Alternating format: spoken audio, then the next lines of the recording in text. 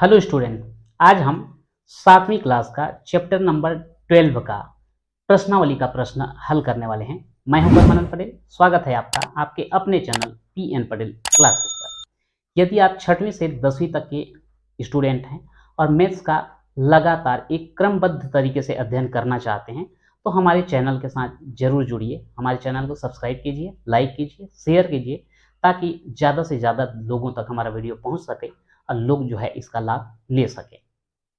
हर video के description में जो है एक व्हाट्सएप ग्रुप का लिंक दिया हुआ है, जिसमें आप जो है शामिल हो सकते हैं और अपने प्रॉब्लम शेयर कर सकते हैं और उसका समाधान जो है प्राप्त कर सकते हैं। तो आइए देखते हैं प्रश्नावली 12.1 का प्रश्न। निम्नलिखित कोणों की परिभाषा लिखिए। यहाँ पर कुछ कोण दिया गया है जिसका हमको परिभाषा लिखना है। सबसे पहला दिया गया है आसन्न कोण और दूसरा दिया गया है समपूरक कोण।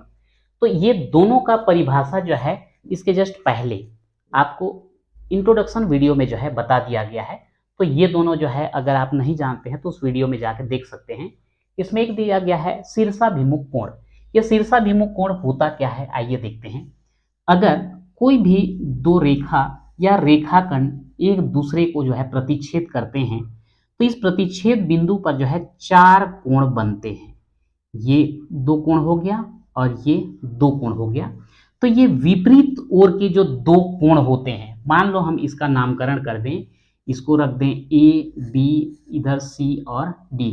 तो विपरीत ओर के 2 कोण जो है शीर्षाभिमुख कोण कहलाते हैं। जैसे कोण ए ओ सी और कोण बी ओ डी। कोण ए ओ सी ये वाला हो गया आपका और कोण बी ओ डी यानी कि ये वाला हो गया। ये दोनों जो है शीर्षाभिमुख कोण कहलाते हैं और ये शीर्षाभिमुख कोण आपस में बराबर भी होते हैं। ठीक इसी प्रकार अगर हम कोण बी ओ सी को लें, कोण बी ओ सी और दूसरा ले लें कोण ए ओ डी, ये दोनों जो है शीर्षाभिमुख कोण कहलाएंगे और ये दोनों कोण भी आपस में बराबर होते हैं। तो ये कहलाता है आपका शीर्षाभिमुख कोण। दूसरा क्वेश्चन दिया गया है, निम्नलिखित कोणों के पूरक कोण बताइए। तो पूरक कोण जैसे आप जानते हैं कि अगर कोई भी 2 कोणों का योग जो है अगर 90 अंश प्राप्त होता है तो वो जो है एक दूसरे के पूरक कोण कहलाते हैं। और पूरक कोण ज्ञात करना है तो जैसे यहाँ पर पहला में दिया गया है 40 अंश, तो यहाँ पे 40 अंश का अगर हम पूरक कोण ज्ञात करें तो 40 अंश का पूरक कोण बराबर हो जाएगा, आप 90 अंश में 40 अंश को घटा दीजिए, आपको कितना मिलेगा? 50 अंश। तो 40 अंश का पूरक कोण आपको कितना मिल जाता है? 50 अंश मिल जाता है। क्योंकि इन दोनों कोणों का योग हो जाएगा 90 अंश, तो उस कंडीशन में दोनों कोण एक दूसरे के पूरक कोण कहलाते हैं। इसी में आपका दूसरा दिया गया है 50 अंश का पूरक कोण। तो 50 अंश का अगर हम पूरक कोण ज्ञात करना चाहें तो ये 50 अंश को आपको किस में घटाना पड़ेगा? 90 अंश में। तो अगर 90 अंश में 50 अंश घटाओगे तो आएगा क्या? 40 अंश। यानी कि 50 अंश का पूरक कोण हो गया आपका 40 अंश और 40 अंश का पूरक कोण कितना हो गया? 50 अंश। तीसरा में इसका दिया गया है आपका 60 अंश का पूरक कोण। अब यहाँ पे मैं नहीं लिख रहा हूं का पूरक कोण की जगह डैश कर दिया, तो आप इसको ऐसा पढ़ेंगे 60 अंश का पूरक कोण बराबर, तो यहाँ हो जाएगा 90 में 60 को घटा दीजिए, आपको कितना मिलेगा? 30 अंश। ठीक इसी प्रकार 75 अंश का अगर हमको पूरक कोण ज्ञात करना हो तो 75 अंश को आप 90 अंश में घटा दीजिए, कितना हो जाएगा? 75 5 80 10 90, यानी कि ये हो जाता है आपका 15 अंश। ठीक वैसे ही अगर हम 0 अंश का पूरक कोण ज्ञात करेंगे तो 90 अंश में 0 अंश को घटाइए, क्या मिलेगा आपको? 90 अंश। यानी कि 0 अंश का पूरक कोण कितना होता है? 90 अंश। तो 90 अंश का पूरक कोण ज्ञात करने के लिए देन क्या आएगा? 0 अंश आएगा। ठीक वैसे ही एक और दिया गया है हमको 70 अंश। तो 70 अंश का अगर हम पूरक कोण ज्ञात करेंगे तो 90 अंश में आप 70 अंश को घटाइए, आपको मिलेगा 20 अंश। तो इस प्रकार से देखते हैं 40 अंश का पूरक कोण 50 अंश, 50 अंश का पूरक कोण 40 अंश, 60 अंश का पूरक कोण 30 अंश, 75 अंश का पूरक कोण 15 अंश, 0 अंश का पूरक कोण 90 अंश और 70 अंश का पूरक कोण कितना हो जाता है? 20 अंश होता है। तो ये हो गया आपका पूरक कोण। इसके जस्ट बाद दिया गया है निम्नलिखित कोणों के समपूरक कोण ज्ञात कीजिए। इंट्रोडक्शन वीडियो में आप देख चुके हैं समपूरक कोण किसको कहा जाता है? यदि दो कोणों का योग जो है 180 अंश प्राप्त हो तो वो कहलाता है आपका समपूरक कोण। ये भी बताया गया था कि अगर हम समपूरक कोण ज्ञात करना चाहते हैं तो करना क्या पड़ेगा। ये जो कोण दिया है उसको हम 180 अंश में घटा देंगे, जितना आएगा वही जो है इसका क्या कहलाएगा? समपूरक कोण कहलाएगा। तो इसको हम इस तरीके से लिख सकते हैं 110 अंश का समपूरक कोण बराबर 180 अंश ऋण 110 अंश।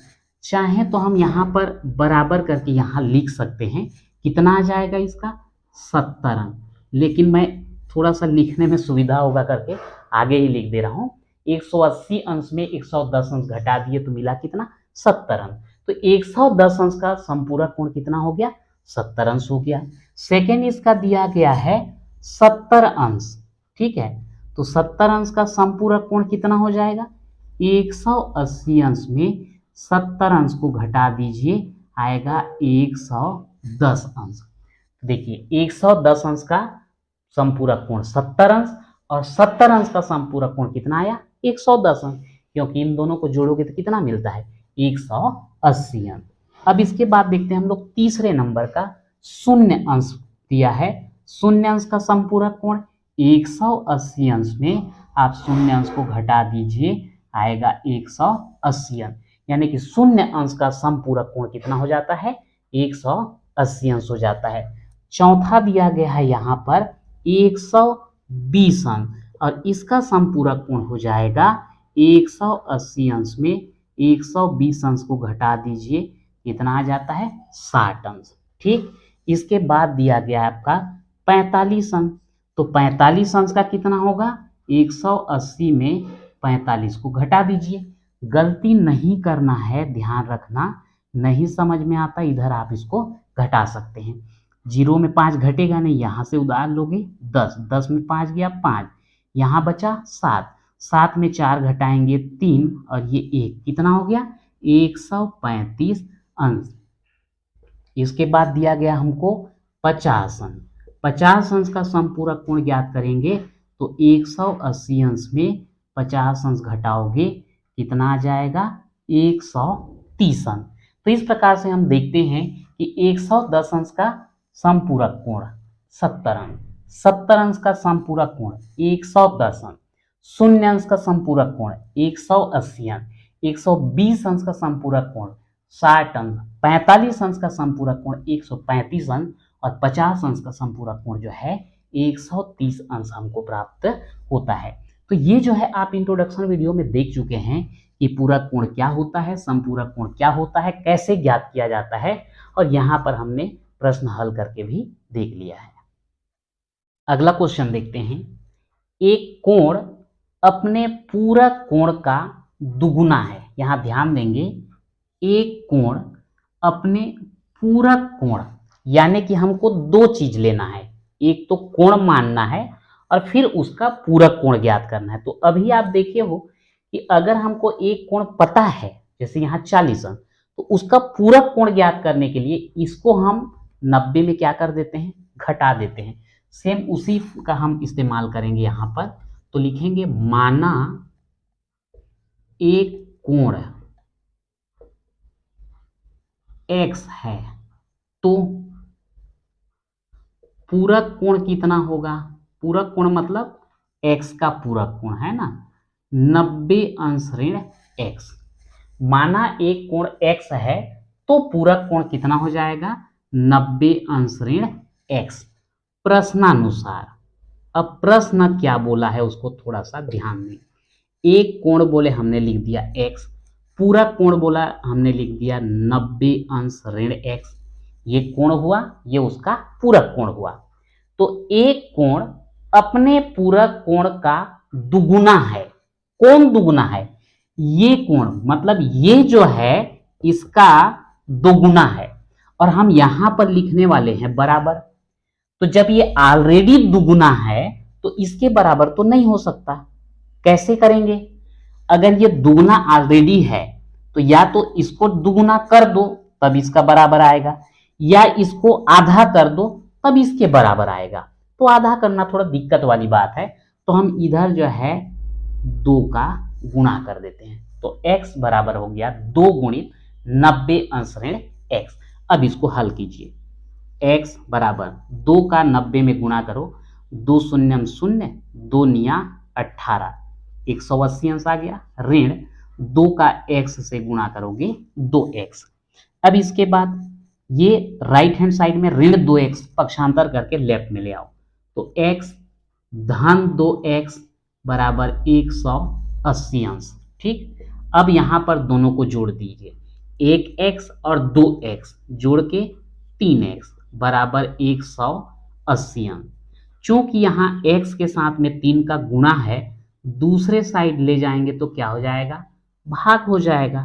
तो x बराबर 3 से भाग दे दो, 3 6 का 18, 3 शून्य शून्य।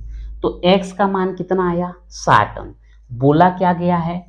दोनों कोणों के माप बताइए। तो यहां पर लिखेंगे अतः वे कोण x बराबर 60 अंश, और दूसरा क्या है? 90 अंश ऋण x, यानी कि 90 अंश ऋण 60 अंश। x की जगह में 60 रखेंगे ना तो आएगा 30 अंश। यानी कि वे कोण कौन कौन से हैं? 60 अंश हैं और 30 अंश हैं। तो अब देख सकते हो, एक कोण 60 अंश, उसका पूरक कोण 30 अंश, और ये कोण जो है अपने पूरक कोण का दुगुना है। देखिए ये दुगुना है, इसमें आप 2 का गुणा किए, ये जो है आपको मिल जाएगा।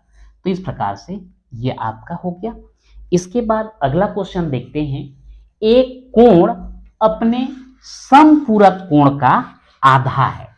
तो यहां पर फिर जो है हम इसी तरीके से ही लेने वाले हैं कि एक कोण लेंगे और उसका जो है एक समपूरक कोण लेंगे। तो यहां पर लिख देते हैं, माना एक कोण x है तो समपूरक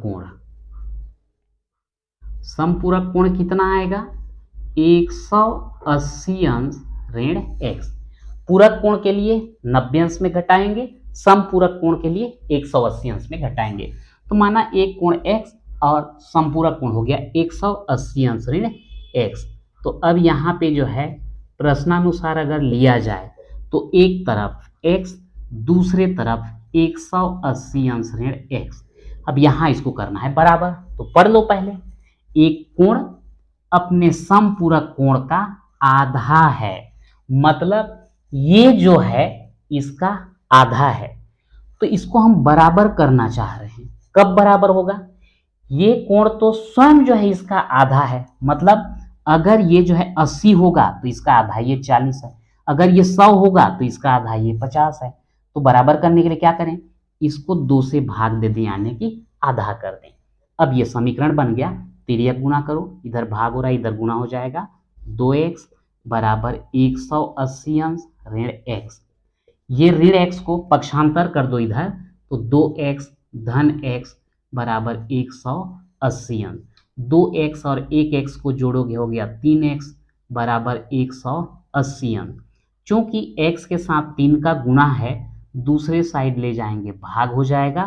तो ये आपका x बराबर 3 से भाग दो, 3 6 का 18, 3 शून्य शून्य। तो वह कोण कितना आ गया? 60 अंश। और उसका संपूरक कोण कितना आएगा?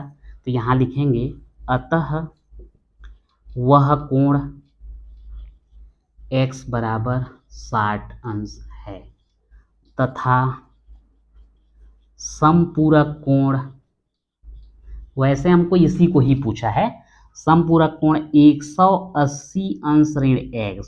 तो 180 अंश में x यानी कि 60 को घटाइए तो कितना आएगा 120। तो ये जो है दोनों संयुक्त रूप से आंसर हमको मिल जाता है। तो इस प्रकार से हमने आज जो है प्रश्नावली 12.1 का क्वेश्चन नंबर 1 से लेकर के 5 तक हमने कवर किया। तो आज के वीडियो में इतना ही, मिलते हैं नेक्स्ट वीडियो में।